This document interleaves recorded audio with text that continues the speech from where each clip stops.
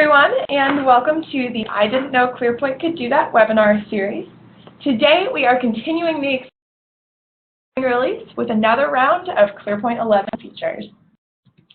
Before we get started, here are your smiling hosts. I'm Catherine. And I'm Jenna. And as a few housekeeping announcements, we will be recording this session and we'll make it available within a week. The webinar will last 5 minutes with time for questions at the end. So submit your questions to support@clearpointstrategy.com. Any that we don't get to at the end, we will follow up with via email. So on our last installment, we introduced the recycle bin, adjustable column widths, and more upcoming features. I'd highly recommend checking out that recording on our blog, Support Center, and Vimeo channel. Just search webinar. Now today, we've got a whole second round of new features to introduce. It's like how in National Treasure 2, it turned out there was a whole second treasure trove to discover, but better, and with ClearPoint.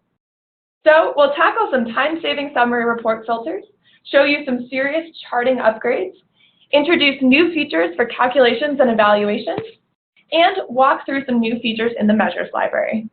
So submit your questions to that address on the screen, support@clearpointstrategy.com, and at the end we'll answer as many as we can and follow up via email to the ones we don't get to. So let's jump right into the friendly streets of Metropolis. Jenna, over to you. Thanks, Catherine. So for those of you who've been tracking initiatives in ClearPoint, feel free to cheer. We've heard your request and we've got a major time saver in store. If I click into initiatives, I set up a report here called Projects in Progress. And I'll see my start date and my end date columns next to my initiative column, owner column, and my analysis column. But there's a really wide range here in the start and end dates. There are projects that already ended in 2016 and some that don't start until November. So in order to better manage these initiative reports in ClearPoint and keep projects up to date, we've added a dynamic date filter.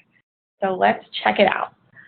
I'll click to edit my report, and I'll navigate here to our filter tab. This window looks a little bit different, but don't worry, Catherine will touch on that in a bit. So let's start by adding a filter here. We want this report to show projects that are actually in progress. That is, the start date is before the end of the current period. So for our field, let's set up our filter on start date. And under comparison, you'll notice a new option. We are going to choose our date plus or minus end days at the bottom of the list, set up our filter here. So don't be intimidated by the drop-down setup here. First, we'll say we want dates that are before or after. We'll choose before this time. We can choose today's date or the period end date. And then we can determine how many days before or after that we want to see for the start date field. And so for this purpose, we're going to choose -1 day. So this filter will show us anything starting before the end of the period, which we'll call our projects in progress. So I'll go ahead and save this filter and save our report.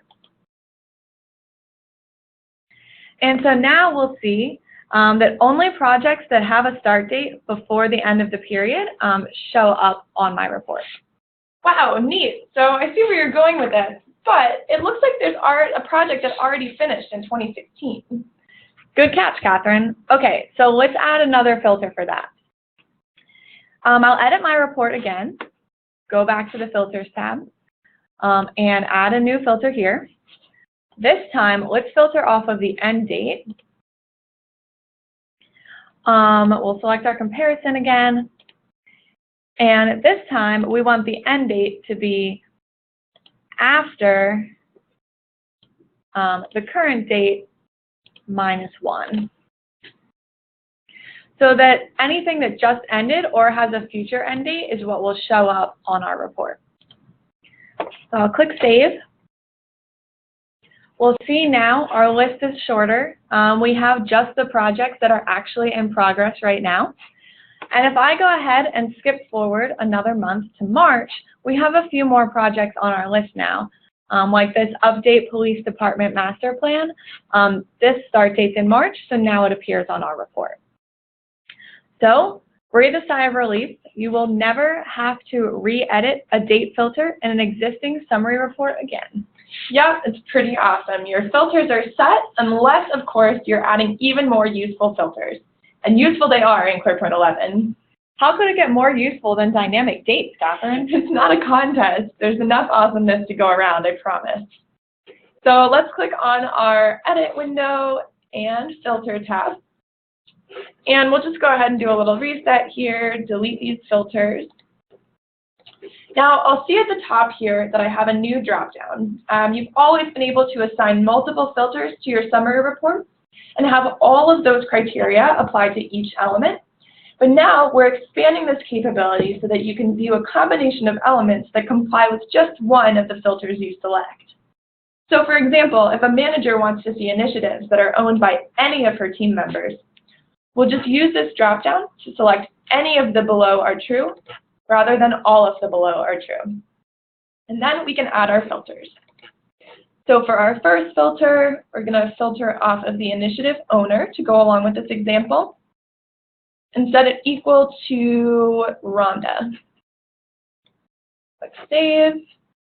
And then we'll add one more filter here so that the owner equals Maggie. Save again. So there's no instance where both of these things would be true, but if we want to see Rhonda and Maggie's initiatives at once, we'll click Save, and we'll see them here in this list. So this is really useful for seeing a group of elements that have similar, but maybe not overlapping criteria in common. Right, so another example would be showing elements that have a blank analysis field or a blank recommendations field for easy and very complete updates each month or quarter. The possibilities are really endless. And speaking of endless possibilities, we've got some awesome new chart enhancements to introduce today. So we're going to switch gears and click into our trustee revenue measure over here in the measure section of ClearPoint. I'm going to double click on my revenue chart to edit it. And you'll see here, next to our default chart dropdown, we have a new button. So let's click on it, as you should always do when you see a new button. Famous last words right there. Oh, here goes nothing. That wasn't so bad, was it? More like, this is awesome. Here I can preview the series included in my chart in any of our default formats. This will incorporate any changes that you've made to series from the default charts also. So it's a great way to preview chart types without having to click on each one and refresh the chart preview, and to find the chart that's best for the information that you're looking to show. So I'll go ahead and pick one here and select it. And you will see our new chart pop up right away. Another new feature we've added to our charts, if I scroll down, you can now hide charts in summary reports, just like you can with series. So if you wanted to track your data in several different charts on a detail page, but keep it to one main chart when you summarize your measures, this is the option for you. Excellent. So now, moving on to our Chart Series tab, we have a few cool new changes to show. If I expand my chart options, my series options here, I'll see a brand new sort of beehive-looking color picker. This has a more finite set of colors, so you know you're choosing the same one each time, and you don't have to put in your hex code every time if you to make your charts match. You can, of course, still specify your organization's hex code in the box below the color picker if you'd like to. So if I choose one of these colors, you can see that on the series label, the color appears with the non-default color for an easy visual reference for your chart series. Lastly, if you've made a ton of changes to your series shape, color, marker, or anything else, you can reset them all at once by clicking the Reset Series Defaults button. We'll click OK, and now they'll be reset to the default. And you can start the fun of editing your series all over again. Pretty sweet. So for those of you who dive into more advanced charting, we really have some time savers in store for you. I'm going to click over to the Custom JSON Format tab. And we're just going to touch on this briefly today, but stay tuned for a more in-depth webinar on how to leverage these new features in the future. So we know that adding code from high charts from scratch was pretty complicated, and now you have the ability to just get chart JSON, which will pull in the current chart's code all ready for you so that you can edit it piece by piece instead of having to start with a completely blank slate. So let's try it out now. If we scroll down in our code here, we can see the code for our status legend, which is currently aligned to the right. And I'm just going to go ahead and change that to align left. So when I click Save, there you see it. Our legend has changed from the right to the left. It's right where we want it. And that's not all. ClearPoint 11 also makes it easier to save these custom changes as a new chart type that can be applied to new charts in new measures. And we've even got a library available with a few preset changes you can use to upgrade your charts with custom JSON. So as I mentioned, I know this is a tease, but we'll be doing a deep dive into all of these features at another time. For now, we'll move on to our data table. And there are a couple of enhancements here that it'll be important to point out. So I'm going to double click to edit this data table in line. And we'll see our universal save pop up at the top here. And at the bottom, I can see Add Series has now moved to the bottom of the chart, along with a close button if I wanted to exit out of my data table and keep editing other fields. Now, to edit a series from the data table, all I have to do is double-click on that series header. I double-clicked on the actual header, and it's taken me to edit the actual series. Let's show that one more time. If I double-click on my target series, now I can edit the calculation, evaluation, or other information about the target. So just as a reminder, currently in ClearPoint, when you double-click on the data table, a drop-down menu appears at the top where you can select your series to edit. That drop-down won't appear in ClearPoint 11. All you have to do is double-click on the name of the series to open up the edit window. It's actually less clicks than before, so easier way to edit those series. Exactly. So for now, we'll just double-click again, and we'll go down to Add a New Series. And we're going to set up a year-to-date actual series. So moving over to our Calculations tab, we'll show you a great shortcut here for advanced calculations. Now, if you're someone who references our Advanced Calculations article every time you need to use SQL, there is absolutely nothing wrong with that. It is great to double-check what commands to use, and we love our Help Center.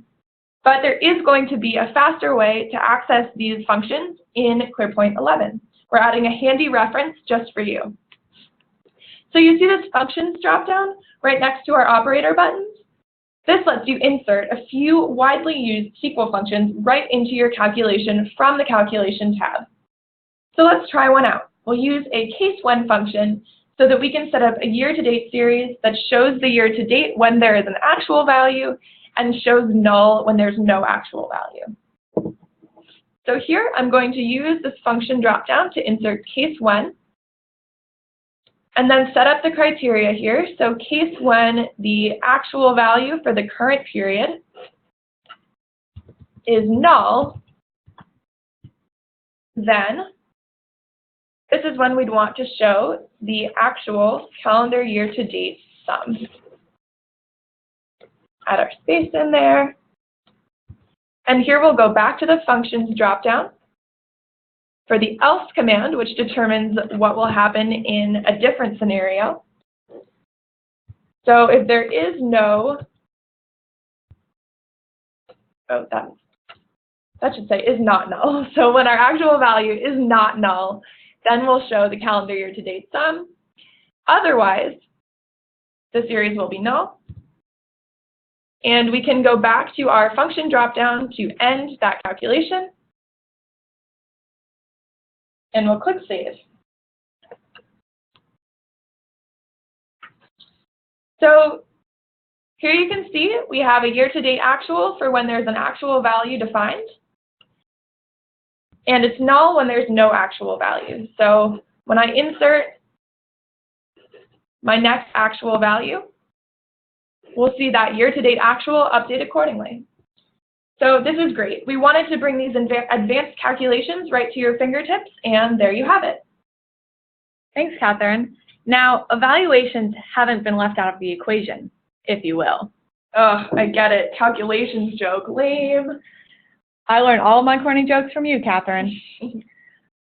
So let's go up and edit our measure here in our Edit Measure window. We'll go over to our Measure Series tab, and let's set up an evaluation for our actual series. So I'll edit our series and go to our Evaluation tab. So you'll notice here that a lot seems to be missing, but don't worry, that's by design. There were a lot of fields on this page that weren't always necessary. So we've trimmed the fat to only include what you're really working with when you create an evaluation. So let's check the box to select each status we want to include. Maybe that's just green, red, and blue for today. The drop-downs now appear for each of the status indicators that we select here. Then we have our comparisons to select. So let's set on target as greater than or equal to. We'll set below plan as less than, while no information is any remaining values. And maybe we have some static values in mind that we want to use for comparison, and we've added a new feature in ClearPoint 11 to make this easier. This will be great. So keep in mind, though, that a static value isn't always the best option, as your targets might change. So sometimes it's better to specify a percentage of another series for comparison. Thanks for that reminder, Catherine. But in instances where static values are the most efficient, you can now select static value in place of a series name in the next dropdown. And you'll see that the calculation field changes to a value field. And I'll set this to 2,500 for this example. I'll do the same for my below plan evaluation. And I will go ahead and click Save to save that series. Great. And now we want to set our measure so that it evaluates based off of this actual evaluation. We used to have to go to a different tab for this, but we've actually moved our evaluation option right onto this series page. So now you can choose to use the actual evaluation right up here at the top of the page. I'll say use actual evaluation and save. And there you have it. Awesome. So this is a great time saver. This will make things easier and more centralized when you're setting evaluations for both your measures and your series. So let's switch gears a bit. We really want to touch on some new features in the measures library. For those of you that have been using the measures library, there are a couple of exciting enhancements. So first and foremost, let's go ahead and click over into our measures library. And you can now access 80 key performance indicators that ICMA released just a few weeks ago right here in the ClearPoint Measures library. So these measures and their data were collected through ICMA's pilot jurisdictions as well as their Performance Management Advisory Committee as a way for cities to continue benchmarking after Insights was no longer available. All you need to do to find these measures is filter by contributor and click on ICMA. So here you can see there's a ton of information that spans all 7 of our focus areas. And if I click to preview a measure, I get a long definition as well as a series for each contributing organization, and the ones that contributed data are available there. So these are right here for you to link to your ClearPoint measures. And this is just one more tool in your measures library toolbox to keep engaging with the municipal performance management community and benchmarking against other high-performing organizations. So we're sure you're super excited to link all these new measures to your ClearPoint account, which brings us to another feature. So previously, you've only been able to link one library measure to a measure in your own ClearPoint account. But what if there are multiple cities all tracking that metric? Well, exactly. Clearly, it would be useful to reference these all in one place. So let's take a look at an example. if we narrow the filter here to public safety, and maybe we're just curious about response times, we'll see that we have a ton of data here for different cities tracking response times. And now we can link them all to our own emergency response time measure. It's like they say in the chip commercials, bet you can't have just one. Exactly, and now you don't have to. So we'll link our VADAS metric here on response time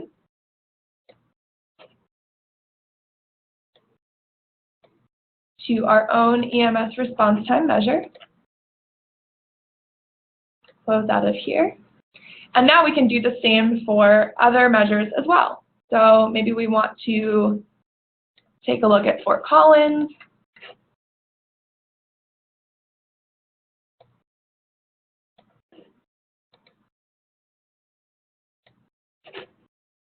And let's go ahead and add one of these ICMA measures also.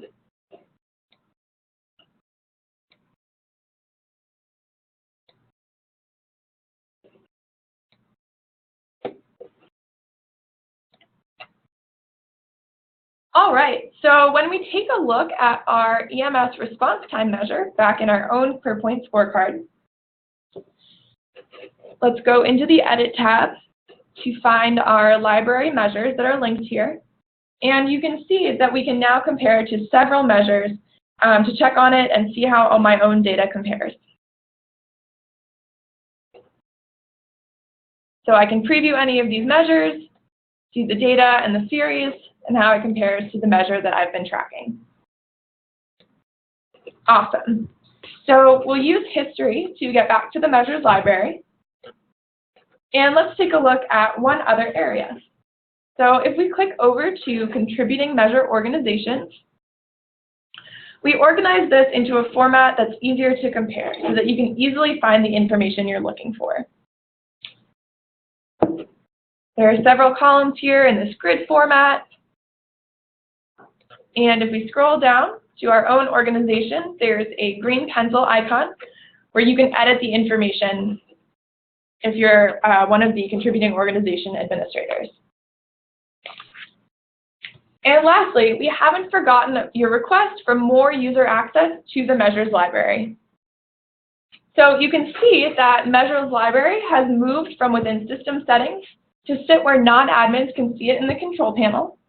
And that is because your scorecard administrators will now be able to access the measure library from the control panel, as well as seeing the measure library tab in any linked measures in your account that they have access to. But don't worry, only administrators still control what goes into the measure library. So that's all we have time for today, and we want to make sure to leave time for your questions as well. All right, it looks like we have one here about dynamic date filters. Do dynamic date filters appear for custom fields also? Yes, they do. So if I go back to our initiatives project report that we set up, I can go ahead and edit it. I have a custom date field here for revised end date.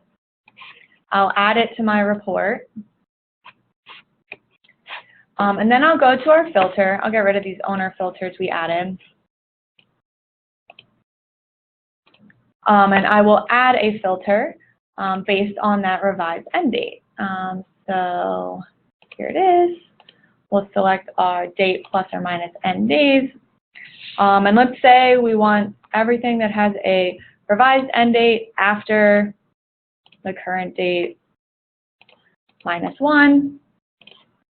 Go ahead and save that. And now we have just all of our initiatives that have a revised date of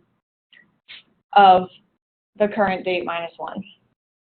Awesome. Yeah, so this is available for all custom date fields. And to give you an idea of some other examples where you might want to use these dynamic date filters, this is a great way to take a look at projects ending within the next month or the next 3 months to get just an idea for the upcoming month or quarter of what you're looking at for projects ending soon.